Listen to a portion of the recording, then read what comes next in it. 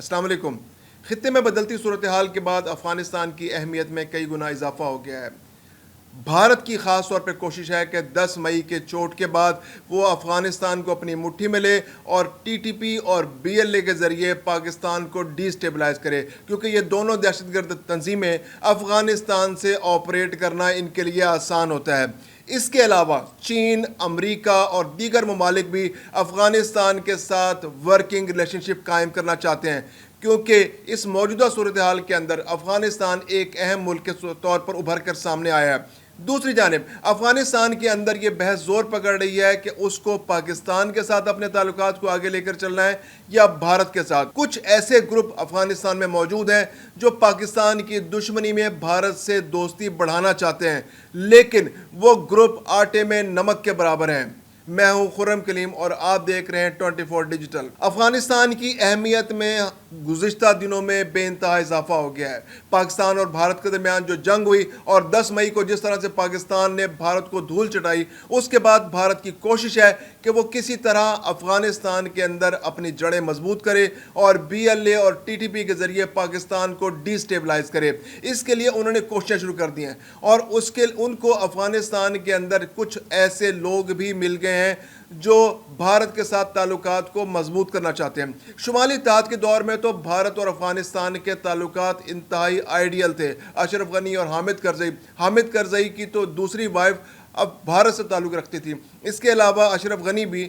بہت قریبی تعلقات بھارت کے ساتھ رکھتے تھے، لیکن جب سے طالبان کی حکومت 2021 میں افغانستان میں آئی ہے، اس کے بعد بھارت کو منہ کی کھانی پڑی ہے۔ اب گزشتہ کچھ عرصے سے پاکستان اور افغانستان کے درمیان ٹی ٹی پی کو لے کر تعلقات کشیدہ ہیں، تو بھارت نے ایسے میں کوشش کی ہے کہ وہ پاکستان کے خلاف افغانستان کو مٹھی میں لے اور افغانستان کو استعمال کر کے پاکستان کو ڈی سٹیبلائز کرے۔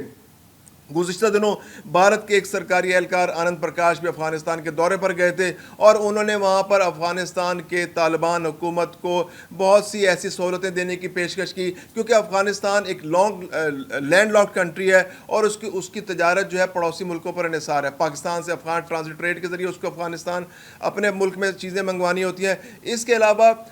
پاکستان کا رستہ استعمال کر کے بھارت جو ہے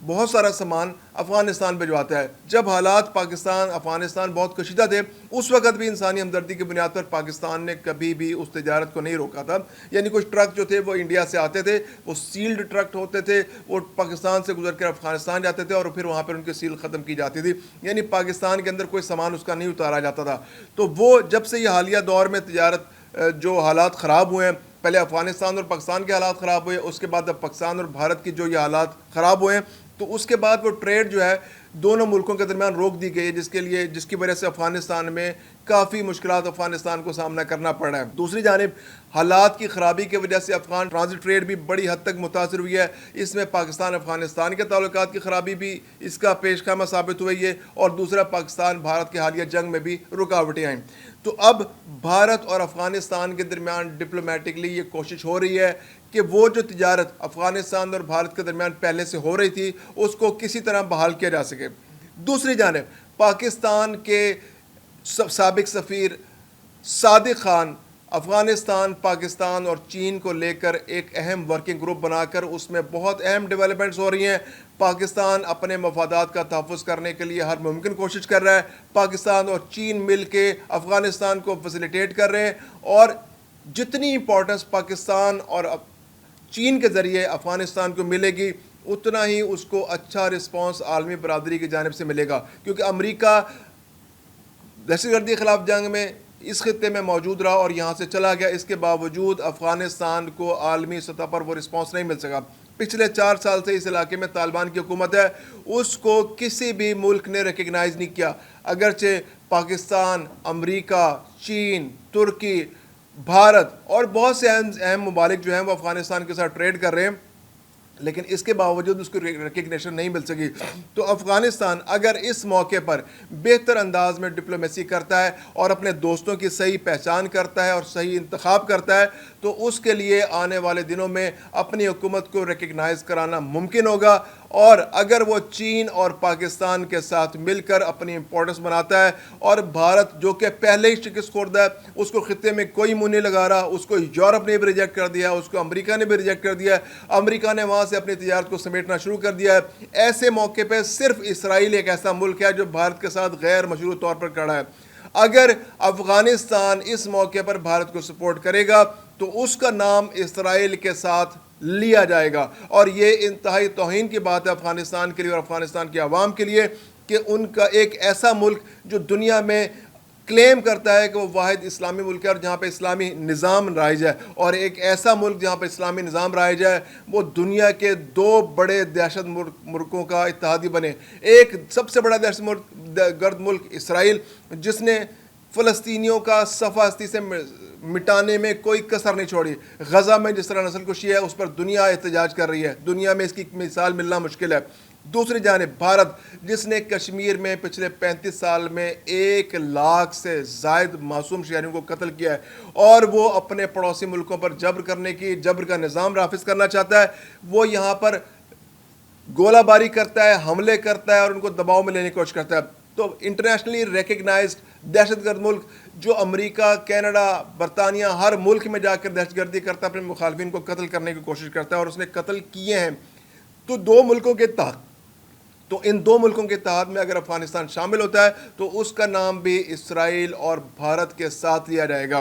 تو اس وقت افغانستان کے سامنے صورتحال بالکل کلیئر ہے، یا تو اس کو پاکستان اور چین کے ساتھ چلنا ہے یا اس کو بھارت اور اسرائیل کا اتحادی بننا ہے۔ اگر بھارت اور اسرائیل کا اتحادی بنے گا تو اس کو عالمی برادری میں شاید وہ تائید نہ مل سکے، لیکن اگر وہ حقیقی معنوں میں اپنے جو جینون اور اوریجنل اتحادیوں کے ساتھ ملتا ہے تو اس کو طاقت ملے گی، اس کے امن و امان قائم ہوگا، اور آنے والے دنوں میں توقع کی جا رہی ہے کہ صادق خان کے سربراہی میں جو پاکستان کے درمیان سفارتی کوششیں ہو رہی ہیں اس سے جلد پاکستان اور افغانستان ٹی ٹی پی کے مسئلے پر کسی نتیجے پر پہنچ جائیں گے، اور ونس ٹی ٹی پی کا مسئلہ حل ہوتا ہے تو پاکستان اور افغانستان کے درمیان تمام دوریاں ختم ہو جائیں گی، اور سی پیک جو ایک انتہائی اہم منصوبہ ہے اس خطے کے لیے، اور چین چاہتا ہے کہ ٹی ٹی پی جو اس خطے میں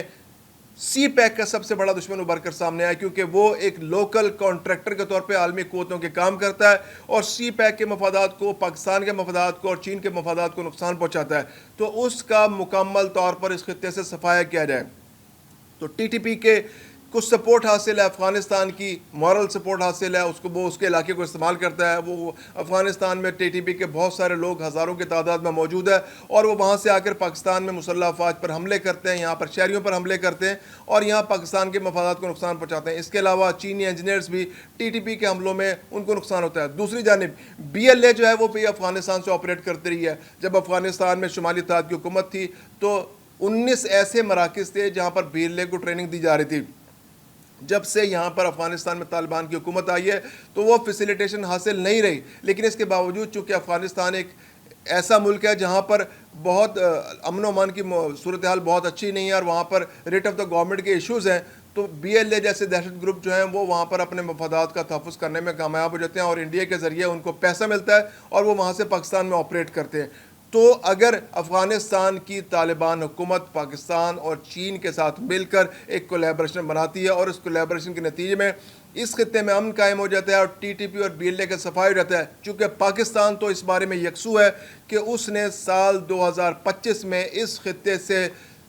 امن قائم کرنا ہے اور یہاں سے بی ایل اے اور ٹی ٹی پی اور ایسے دہشت گرد گروپوں کا خاتمہ کرنا ہے جو پاکستان کے امن کے دشمن ہیں۔ تو اگر یہ کوشش کامیاب ہو جاتی ہے اور افغانستان بھی اس میں شامل ہو جاتا ہے تو افغانستان ایک بہت بڑے بینیفیشری کے طور پر سامنے آئے گا، کیونکہ اس کو پھر پاکستان کے ساتھ ساتھ چین، ترکی، آذربائیجان اور خطے کے دوسرے ممالک کی بھی مدد حاصل ہوگی اور وہ آگے بڑھ سکے گا، اور پھر اگر یہ ملک اس کو ریکگنائز کرتے ہیں تو بہت بڑے پیمانے پر باقی اسلامی ممالک اور دنیا کی دوسری قوتیں، کیونکہ امریکہ کا بھی اس خطے میں انٹرسٹ ہے اور امریکہ بگرام ایئر پورٹ پہ اس کی رال ٹپک رہی ہے ایئر بیس پر اور وہ اس خطے میں واپس آنا چاہتا ہے۔ تو اگر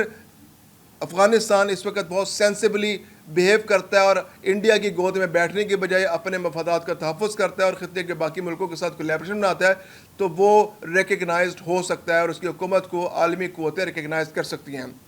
میں ہوں خرم کلیم اور آپ دیکھ رہے ہیں 24 ڈیجیٹل۔